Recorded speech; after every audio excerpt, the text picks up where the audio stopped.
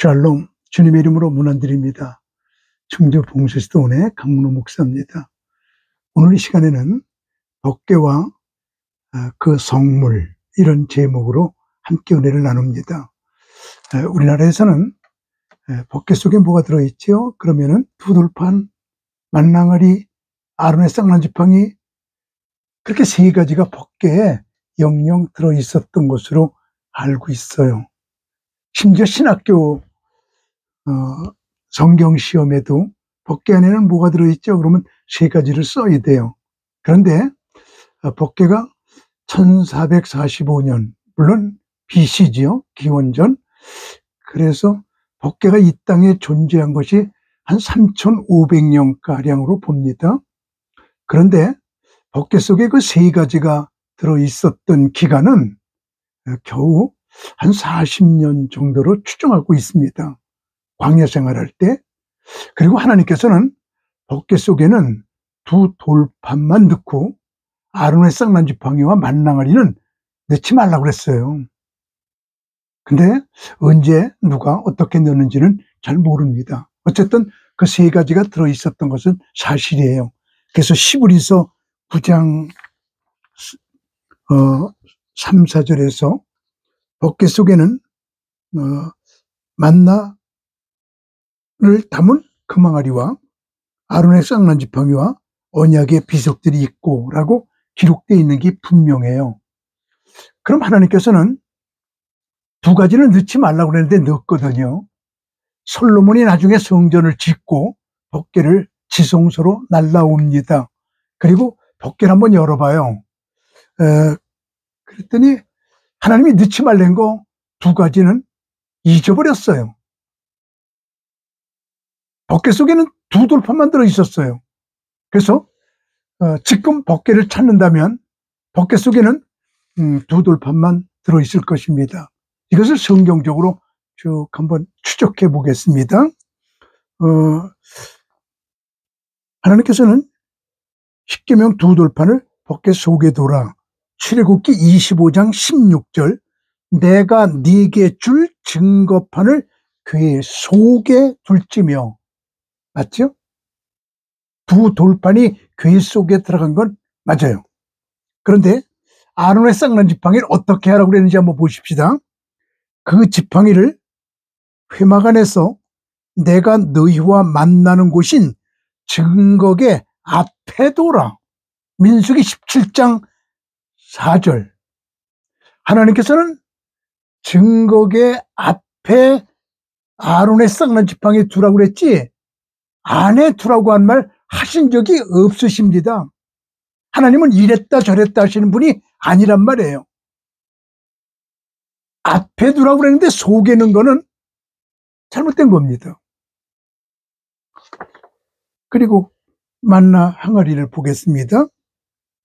출애굽기 16장 33절에서 34절을 보면 또 아론에게 이르시되 항아리를 가져다가 그 속에 만나 한 오매를 담아 여호와 앞에 두어. 구약은 여호와 앞에와 법궤 앞에가 동일어로 쓰여집니다. 너의 대대로 간수하라. 그래서 아론이 여호와께서 모세에게 명하신 대로 그것을 증거궤 앞에 두어 간수하였고, 처음에는 앞에 두었어요. 명령대로 했어요.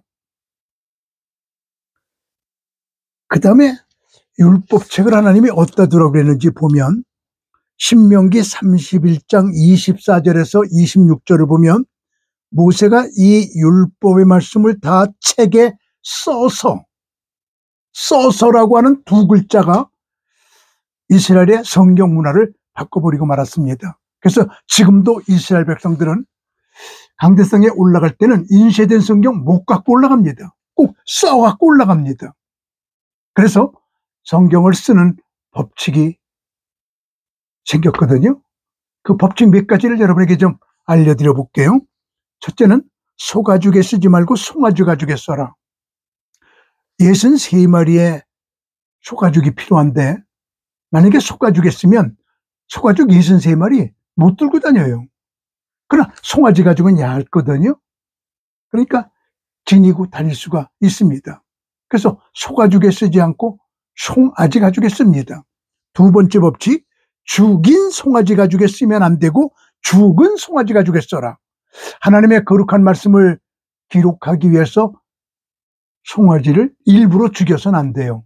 근데 소가 죽을 경우는 많겠지만 송아지가 죽는 경우는 그렇게 많지 않거든요. 그래서 죽은 송아지 가죽을 구하기가 어려울 때는 양피지에 써도 됩니다. 근데 생각해 보세요.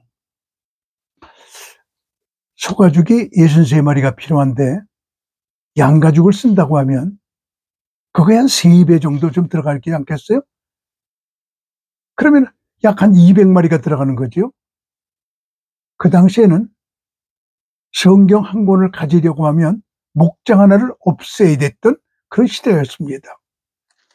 그 다음에 세 번째, 성경을 쓰다가 하나님이라는 글자가 나오면 더러운 몸으로 쓰면 안 되고 목욕을 해야 됩니다. 그리고 네 번째, 성경을 쓰다가 하나님이라고 하는 글자가 나오면 쓰던 붓은 안 됩니다. 새로운 붓으로 써야 합니다. 다섯 번째 법칙, 두 사람이 지켜보는 앞에서 써야 합니다. 틀리면 안 되기 때문입니다. 여섯 번째, 암기해서 쓰면 안 되고 원본을 보면서 써야 합니다. 일곱 번째, 큰 소리로 읽고 써야 합니다. 똑똑히 쓰기 위해서입니다. 그래서 태초에 하나님이 천지를 창조하시니라 이렇게 소리 질러요. 그리고 그걸 써내려갑니다. 그리고 다음 법칙은 한 개 틀리면 그 장을 모두 바꿔야 합니다. 그 장만 바꿔요. 성경을 쓰다가 글자가 틀리면 도려내거나 지우고 쓸 수 있지만 하나님이라고 하는 글자가 틀리게 되면 지금까지 쓴 것이 무효였습니다. 그렇게 엄격하게 쓰는 법칙이 생겼습니다. 그런데 창세기, 출애굽기, 레위기, 민수기, 신명기가 토라인데 그 성경에 하나님이라고 하는 단어가 6083번이 나온대요. 그러니까 그 한 권 쓰려고 하면 6083번 목욕을 해야 되고 붓이 6083개가 필요한, 참 성경 쓰기 어려웠습니다. 왜냐하면 하나님께서 모세에게 그 율법 책을 써서라고 했기 때문에 지금도 쓴 성경만 강대상에 가지고 올라갑니다. 이제 계속해서 신명기 31장 24절 이하를 읽어봅니다. 모세가 이 율법의 말씀을 다 책에 써서 마친 후에 여호와의 언약궤를 메는 르이 사람에게 명하여 가로되 이 율법책을 가져다가 너의 하나님 여호와의 언약궤 곁에 두어 너에게 증거가 되게 하라. 언약궤 곁에 율법책은 늘 뒀습니다. 그리고 또 하나, 분향단에서 향 사르잖아요. 그 향을 만들어서 어디다 두었냐 할 때 출애굽기 30장 34절 이하를 보면 여호와께서 모세에게 이르시되 너희는 소합향과 나감향과 풍자향의 향품을 가져다가 그 향품을 유향에 섞되 각기 같은 양으로 하고 그것으로 향을 만들되 향 만드는 법대로 만들고 그것에 소금을 쳐서 정결하게 하고 그 양 얼마를 곱게 찌어 내가 너희와 만날 회막한 증거궤 앞에 두라. 향은 법궤 앞에 두라고 그랬습니다. 종합해 봅니다.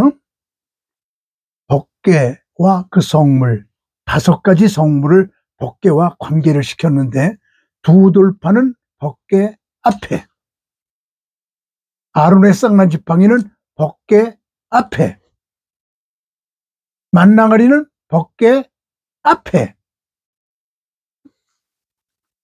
그리고 율법책은 법궤 옆에, 그리고 향,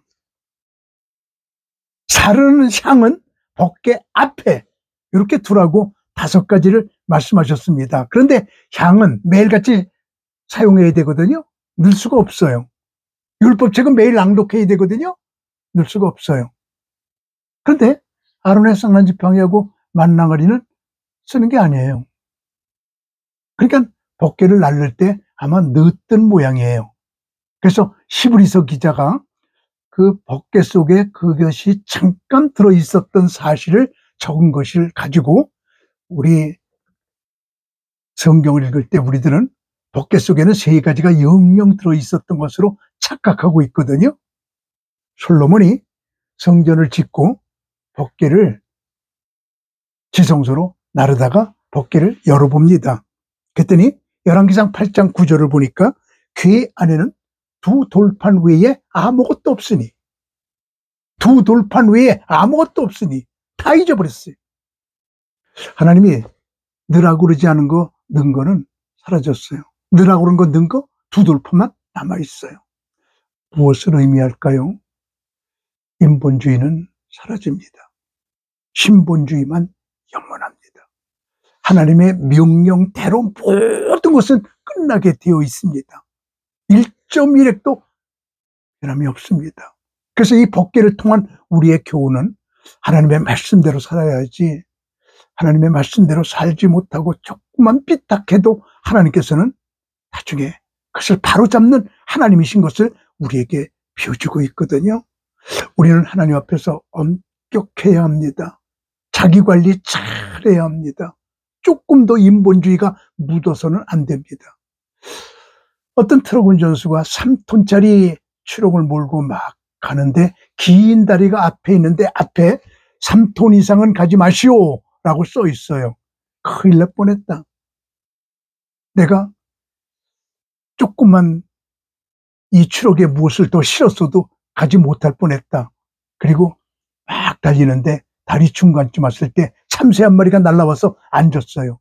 다리가 무너져서 사고가 났다는 거예요. 그 조그만 인본주의도 하나님께서는 허락지 아니하십니다. 그래서 오늘 이 공부하는 여러분, 우리는 성경대로, 말씀대로 살아가야 끝까지 하나님하고 갈 수가 있지, 조그만 인본주의가 붙어도 하나님은 허락지 않는다는 것을 법궤를 통해서 우리들에게 알려주고 있습니다. 우리 정확하게 말씀대로 살아가는 훈련이 우리에게 주어졌으면 좋겠습니다. 샬롬.